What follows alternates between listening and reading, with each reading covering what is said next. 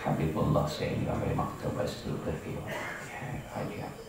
Abdul Khalik Ridwan Walusan Ba'arwahim Yaki Surajuddin Masaujati Ramai Hashim Masaujati Wa Abdul Khafur Masaujati Wa Abina Baki Abdi Syamsun Hashim Amina Ibn Jafiriyah Wa akhinaki Haji Habib Syamsun Hashim akhinaki Haji Misbahul Amin Wa ukhtina Qurratu Aini Walusan Ba'arwahim Yaki Masaujati Ramai Bajuri Masaujati Masaujati Wa Ali urusan khasa ilama urusan khasa ilama habibina maki amdar bapak mengenai sebaida wa usulihi ma furu'ihi ma mani basaba ilaihi ma masyayikhi ma jami' kalamatihim syai'ul lana wa lahumul fatihah a'udhu billahi minasyaitanir rajim bismillahirrahmanirrahim alhamdulillahi rabbil alamin arrahmanir rahim maliki yaumiddin Iyyaka na'budu wa iyyaka nasta'in ihdinas siratal mustaqim siratal ladzina an'amta 'alaihim ghairil maghdubi 'alaihim waladdallin amin. Bismillahirrahmanirrahim. Kita langsung maos Basul Masail halaman 75 soal 122. Dalu niki sementara hikamipun dipun tunda Senin ngajeng untuk ngaosipun hikam supados mangke acara kita saged leluasa mboten kelewat dangu jamipun mangke. Itu langsung Basul Masail mawon. Soal nomor 122. Pertanyaan. Sholat sunnah sirriyah, artinya yang bacaannya dipelankan, apakah boleh dikeraskan suara bacaannya dengan tujuan untuk mendidik? Di dalam sholat-sholat yang kita disunatkan untuk tidak mengeraskan suara, tetapi karena kita ada tujuan untuk mendidik, ini apakah boleh kemudian suara itu dikeraskan? Misalnya sholat zuhur, sholat asar, ini kan termasuk dua sholat yang sirriyah semua. Tetapi kemudian kita dalam membaca Fatihah, membaca surat, itu kemudian dikeraskan karena tujuannya untuk mendidik. Boleh apa tidak? Jawaban diperbolehkan. Asalnya makruh, asal ini. Jadi kalau kita mengeraskan suara di waktu sholat-sholat yang mestinya sunat untuk dipelankan, kalau kita keraskan maka hukumnya makruh. Seperti sholat zuhur, zuhur itu kan termasuk sholat sirriyah. Kalau kita dalam bacaannya kemudian kita keraskan, ini tanpa ada niat apa-apa, tanpa ada tujuan apa-apa, itu mengeraskannya hukumnya makruh. Karena bertentangan dengan yang sunnah, maka hukumnya makruh. Demikian pula sholat asar juga seperti itu. Itu juga makruh. Kebalikannya juga sama. Misalnya sholat jahriyah, sholat yang mestinya bacaannya harus kita keraskan suaranya, kemudian kita baca pelan, ini juga makruh. Seperti sholat maghrib, sholat isya, sholat subuh yang mestinya bacaannya harus kita keraskan, tapi di situ kita baca pelan, kita baca seri, itu juga hukumnya makruh sama. Tetapi karena dalam pertanyaan ini adalah tujuannya untuk mendidik, maka itu kemakruhannya hilang, jadi tidak makruh lagi, tapi boleh. Keterangan wonten kitab Buhyatul Mustarsyidin, mas'alatu kaf tubahul jama'atu fi nahwil witri wat tasbihi fala karohata fi dzalika wala sawaba. Na'am in qasada ta'limal musallin wa tahridhum kana lahu sawabun wa ayyu sawabin bin niyyatil hasanah fakama yubahul jahru fi mawdi'il israr alladhi huwa makruhun lit ta'lim fa'alla ma asluhu ibahah wa kama yusabu fil mubahat idza qasada bihal qurba kat taqawi bil akli ala dha'ah hadza idza lam yaktarin bidzalika mahdurun kanahwi idza'in awiqtiqatil amati masyru'iyatal jama'ati wa illa fala thawaba bal yahrumu wa yumna'u minha. Waktu kita buhyah niki dipun terangaken, dipun parengaken salat berjamaah wonten salat semacam witir, ugi wonten salat tasbih. Witir di selain bulan Ramadan. Sholat witir di selain bulan Ramadan itu asalnya tidak sunat untuk jamaah. Sholat tasbih juga tidak disunatkan untuk jamaah. Tapi kemudian kok ternyata sholat-sholat itu kemudian dikerjakan dengan jamaah. Ini dinyatakan boleh, tubahu fala karohata, dan tidak ada kemakruhan, tapi juga tidak ada pahalanya. Nah, jadi tidak makruh tapi juga tidak ada pahalanya, tidak ada pahala jamaahnya itu. Ini keterangan Riki, tapi makai di keterangan kitab lain seperti Hasyatul Jamal atau apa, kitab apa itu, temeriku makai akhirnya oleh ganjaran, panggah oleh ganjaran jamaah.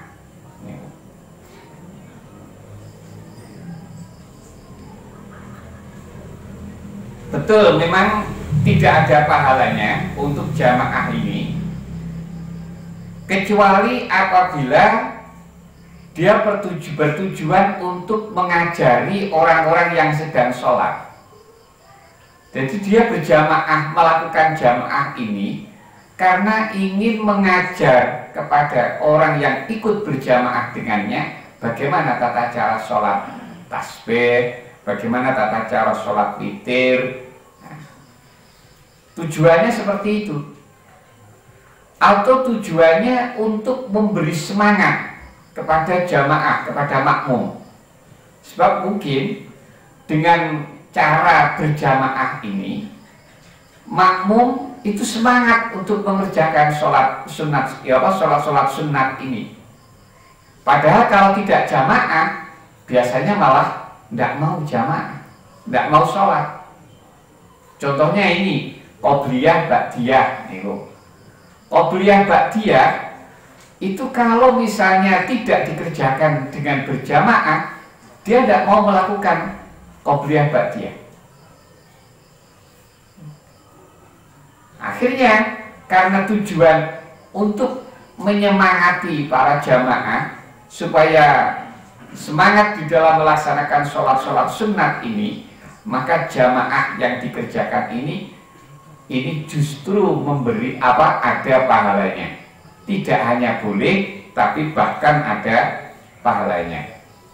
Sebab pahala itu juga dengan adanya niat yang baik. Karena ada niat baik itu kemudian muncul pahala.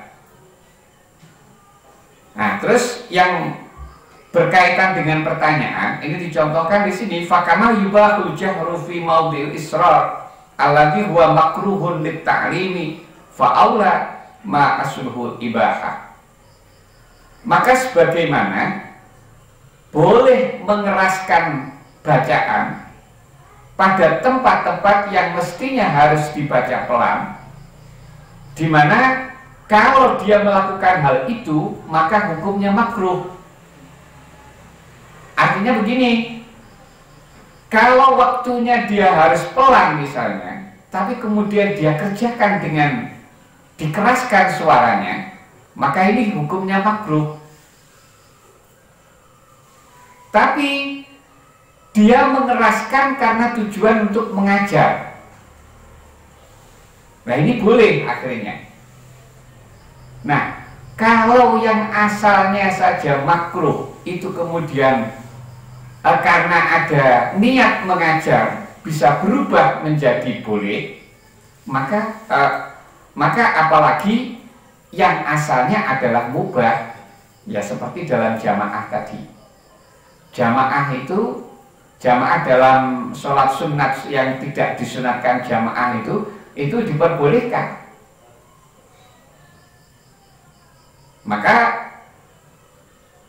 Maka kalau yang makruh saja bisa berubah hukumnya, apalagi yang asalnya adalah mubah dengan tujuan taklim, maka tentu saja akan mendapatkan pahala juga.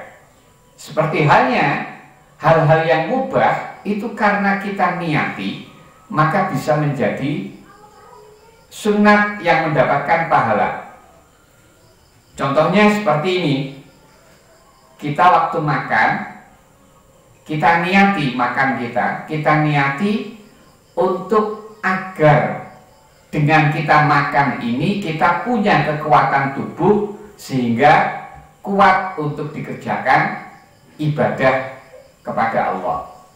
Nah, makan ini asalnya kan mubah ini, tapi karena ada niat yang semacam ini, maka makannya ini akhirnya memperoleh pahala. Tidak hanya dapat kenyangnya saja, tapi bisa memperoleh pahala.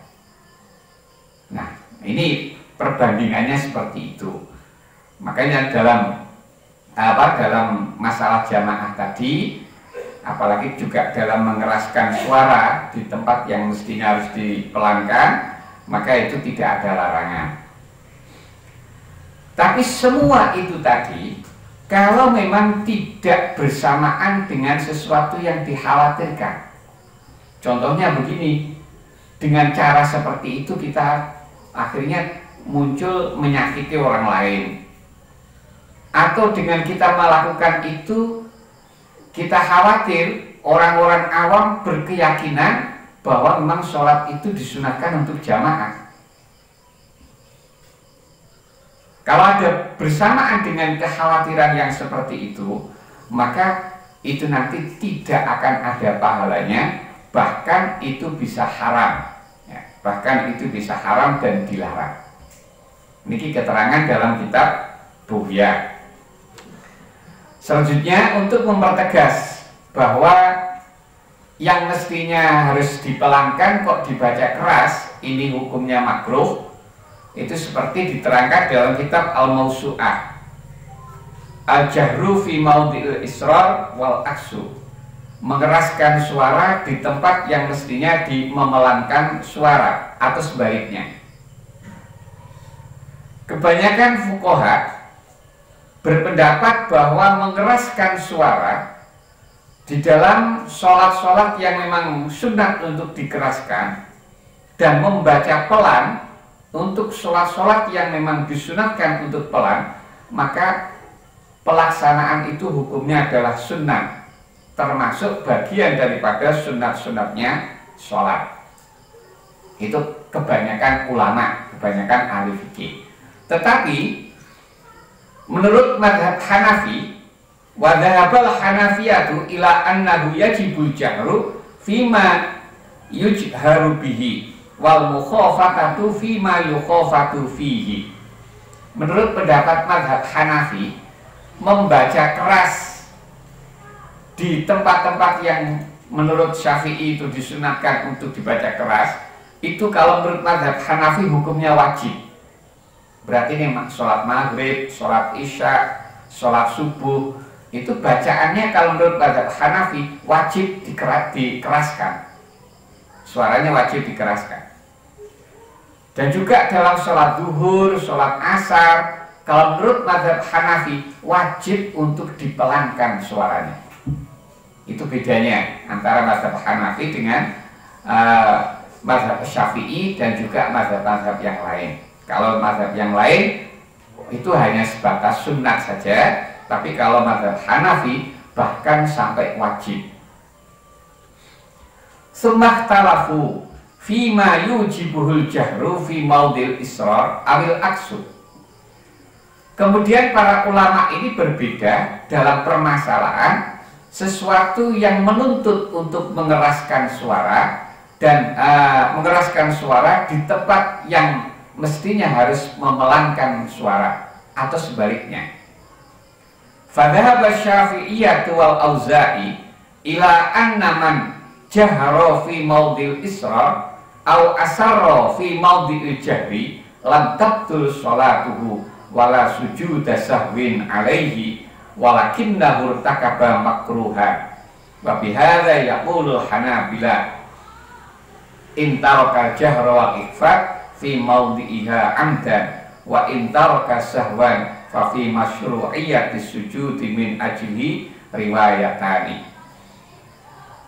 Menurut mazhab Syafi'i dan juga Imam Auza'i, bahwa orang yang mengeraskan suara, mengeraskan bacaan di tempat yang mestinya harus memelankan suara, atau sebaliknya memelankan suara di tempat yang mestinya harus mengeraskan suara, maka tidak mengakibatkan sholatnya batal.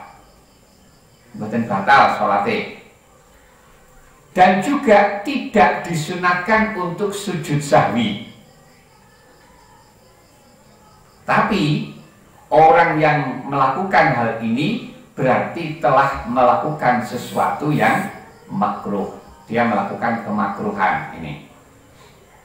Nah, seperti ini juga pendapatnya mazhab Hambali.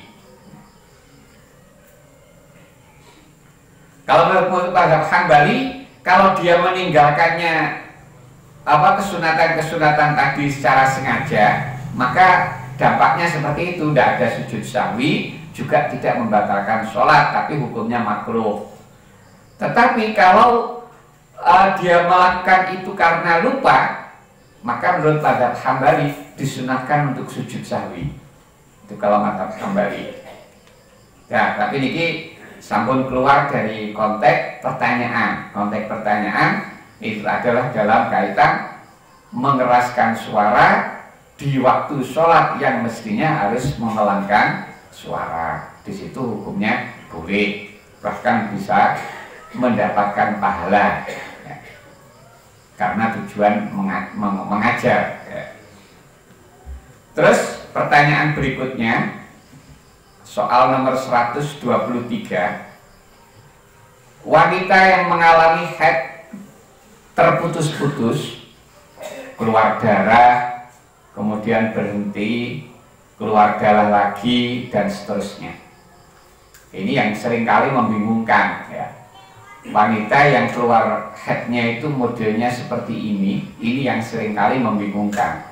Yang mengalami aja bingung, apalagi yang ditanya lebih bingung lagi. Lha ora dhewe ya ditakoni terus piye jawab. Apakah ketika darah berhenti langsung harus mandi dan melaksanakan sholat, atau menunggu genapnya 15 hari? Jadi kalau orang wanita yang mengalami haidnya modelnya seperti ini, berhenti, putus, berhenti, putus, berhenti, keluar, putus, keluar, putus, keluar, putus. Nah ini ketika putus darahnya tidak keluar, apakah dia nanti harus langsung mandi? Apakah mandinya nanti nunggu kalau sudah 15 hari? Mandi wajibnya maksudnya. Kalau mandi kan tetap setiap hari. Ini yang harus mandi jinabat maksudnya. Tapi ini memang kebanyakan orang awam pemahamannya seperti ini. Jadi karena saya pernah menemukan teman wanita yang seperti itu. Jadi menurut pemahamannya, karena dia biasanya haidnya itu tidak hanya 1 hari 1 malam, tapi lebih. Makanya akhirnya dia itu kalau pas putus tidak keluar darah, ya tidak mandi, ya tidak sholat, masih nunggu, karena pemahamannya masih nunggu 15 hari. Maka ketepatan di sini juga ada pertanyaan yang sama di sini. Jawabannya, wanita pada saat melihat darah keluar, maka harus berhenti dari rutinitas ibadah seperti sholat dan lain-lain. Ini poin pertama. Ketika wanita itu keluar darah, apakah itu pas sesuai dengan adatnya, kebiasaannya, ataupun tidak? Pokoknya kalau dia keluar darah, maka sikap yang harus dia ambil adalah dia berhenti dari aktivitas ibadah yang dilarang bagi orang yang haid. Itu. Lah nanti kalau berhenti, wong itu belum ada 1 hari 1 malam, masuk berhenti. Sikap berhenti ini karena kita belum tahu.